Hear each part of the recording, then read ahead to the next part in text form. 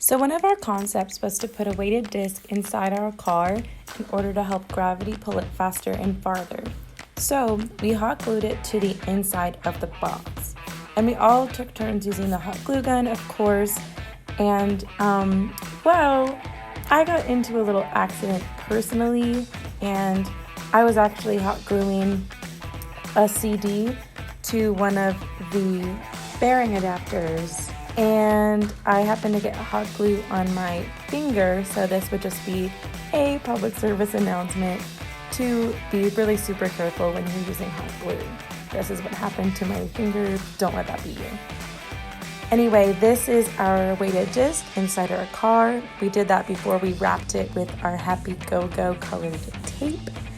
And then we began to measure and mark where we were going to put our bearings. We had this concept that we were going to put one of the bearings aligned with the box, and then the other set we were going to do a little bit further down, so that would tilt the car with the back up and the weighted disc more to the front. Now what we have here is our extremely advanced seatbelt mechanism, which we actually hot glued and mounted to the chassis, which is another word for the car that we were using. And we wove the seatbelts around our worms. That really secured them, and that got a good thumbs up from everyone on board. However, not all of our worms happened to make it into the seatbelt mechanism, and Shub and I have no idea what that's about, truly. We moved on to weighing and calculating the mass of our chassis with everything involved. So what we used were these little hexagonal weighted discs and the scale to balance it out and figure out how much it actually weighed.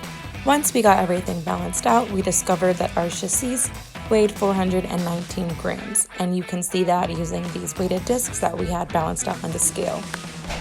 We also measured the length, width, and height of our chassis, which I have posted here. These cubes are really super cool because they're 1 centimeter cubed, which means they're 1 centimeter length, width, and height. And that means that the volume of them is actually equivalent to 1 milliliter. So if we were using this visually and physically, we would easily be able to convert between the two units of measurement. This right here is just some bonus footage of our chassis doing the crash test, which was really the seatbelt check, which we would have passed. However, our axles failed and the wheels broke, so that was a little bit unfortunate. But I'm happy to say that all of the worms that made it into the car were safe and survived.